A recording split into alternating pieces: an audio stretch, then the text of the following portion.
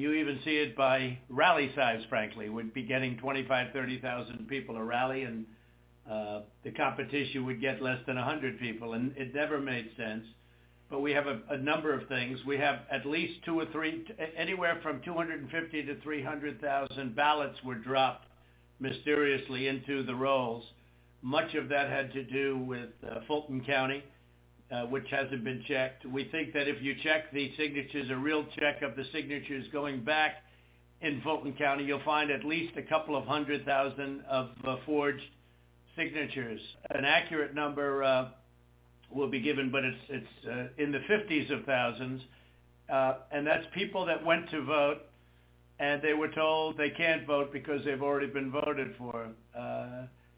And it's a very sad thing. They walked out complaining, but the number is large. We'll have it for you, but it's much more than the number of 11,779. That's the current margin is only 11,779. Brad, I think you agree with that, right? You don't need much of a number, because the number that in theory I lost by the margin would be 11,779. But you also have substantial numbers of people, thousands and thousands, who went to the voting place on November 3rd, were told they couldn't vote. Were told they couldn't vote because a ballot had been put in on their name. I believe it's about 4,502 voters who voted, but who weren't on the voter registration list. So it's 4,502 who voted, but they were not on the voter registration roll, which they had to be. You had 18,325 vacant address voters. The address was vacant, and they're not allowed to be counted. That's 18,325. Smaller number, you had 904 who only voted where they had just a PO, a post office box number.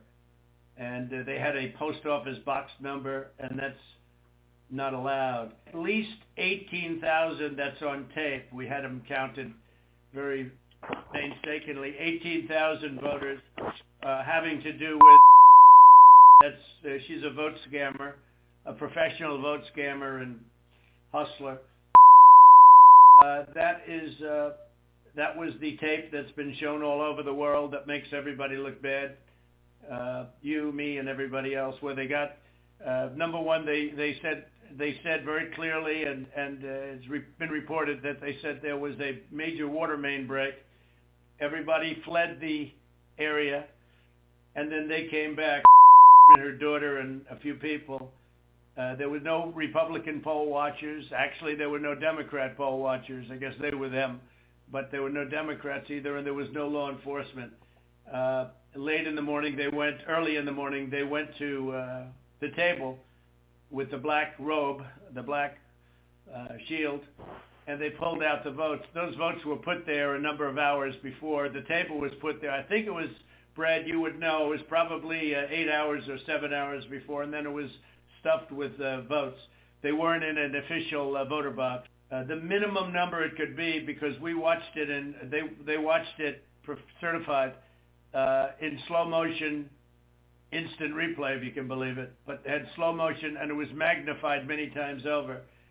And the minimum it was 18,000 ballots, all for Biden. You're talking about the State Farm video, and I think it's extremely unfortunate that Rudy Giuliani or his people, they sliced and diced that video and took it out of context. So the next day we brought in WSB TV and we let them see the full run of tape. And what you'll see, the events that transpired are nowhere near what was projected by, But where were the poll watchers, Brad? There were no poll watchers there. There were no Democrats or Republicans. There was no security there. It was late in the evening, or early in the morning, and there was nobody else in the room. Where were the poll watchers? And why did they say a water main broke, which they did, and which is reported in the newspapers? They said they left. They ran out because of a water main break, and there was no water main. There was nothing. There was no break. There was no water main break. But if you take out everything, where were the Republican poll watchers? Even where were the Democrat poll watchers? Because there were none. And then you say Well, they left their station. You know, if you look at the tape, and this was reviewed by professional police and detectives and other people. When they left in a rush, everybody left in a rush because of the water main, but everybody left in a rush. These people left their station. When they came back, they didn't go to their station. They went to the apron wrapped around the table under which were thousands and thousands of ballots in a box that was not an official or a sealed box. And then they took those and they went back to a different station. So if they would have come back, they would have walked to their station and they would have continued to work. But they couldn't do even that because that's illegal because they had no Republican poll watchers. And remember, her reputation is devastating. She's known all over the internet, Brett. She's known all over. I'm telling you, where was one of the hot items on the. They knew her. Where's so, Brad? You know, there can be no justification for that. And I give everybody the benefit of the doubt. But that was, and Brad, why did they put the votes in 3 times? You know, they put them in 3 times. Mr. President, they did not put that. We did an audit of that, and we proved conclusively that they were not scanned 3 times. Well, where was everybody else at that late time in the morning? Where was everybody? Where were the Republicans? Where were the security guards? Where were the people that were there just a little while before when everyone ran out of the room? How come we had no security in the room? Why did they run to the bottom of the table?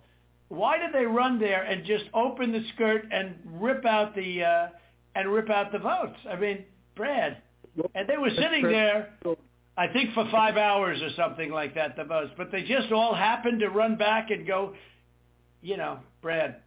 Come on. Yeah, Mr. President, we'll send you the link from WSB that does. I don't care about a link. I don't need it. I have a much better link. I will tell you, I've seen the tape, the full tape. So has Alex. We've watched it. And what we saw and what we've confirmed in the timing is that they made everybody leave. We have sworn affidavits saying that. And then they began to process ballots. And our estimate is that there were roughly 18,000 ballots. We don't know that. If you know that. It was 18,000 ballots, but they used each one 3 times. Well, I don't know about that, but I know. Well, I do because we had ours magnified out. So each one magnified out is. I've watched the entire thing. But you know, but nobody can make a case for that, Brett. Nobody. I mean, look, you'd have to be a child to think anything other than that. Just a child. I mean, you have your never Trump U.S. attorney there. How many ballots, Mr. Secretary, are you saying that were processed in? We had GPI thoroughly investigate that. This is Ryan Germany. We had our law enforcement officers talk to everyone who was there after that event came to light. The GBI was with them as well as FBI agents. Well, there's no way they could. Then they're incompetent. They're either dishonest or incompetent. Okay, there's only 2 answers: dishonesty or incompetence. There's just no way. Look, there's no way. And on the other thing I said too, there's no way. I mean, there's no way that these things could have been. You know, you have all these different people that voted, but they don't live in Georgia anymore. What was that number, Clea? That was a pretty good number too. Yeah. Well, the number who had registered out of state after they moved from Georgia, and so they had a date when they moved from Georgia. They registered to vote out of state, and then it's like 4,500. I don't have that right in front of me. And then they came back in and they voted. And voted. Yeah. No, that was a large number, though. It was in the 20s. And, you know, the point We've is... been going through each of those as well, and those numbers that we got, that Ms. Mitchell was just saying, they're not accurate.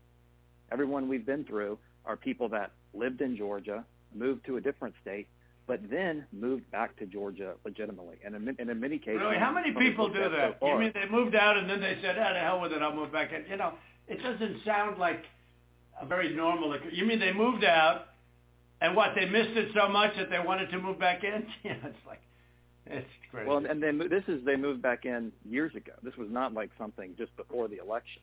So there's something about that data that it's just not accurate. Well, I don't know. All I know is that it is certified, and they moved out of Georgia, and they voted. It didn't say they moved back in, Clayton, did it? No, but I mean, we're looking at the voter registry. Again, if you have additional records, we've been asking for that. But you haven't shared any of that with us. You just keep saying you've But investigated. a lot of it you don't need to be shared. I mean, to be honest, they should share it.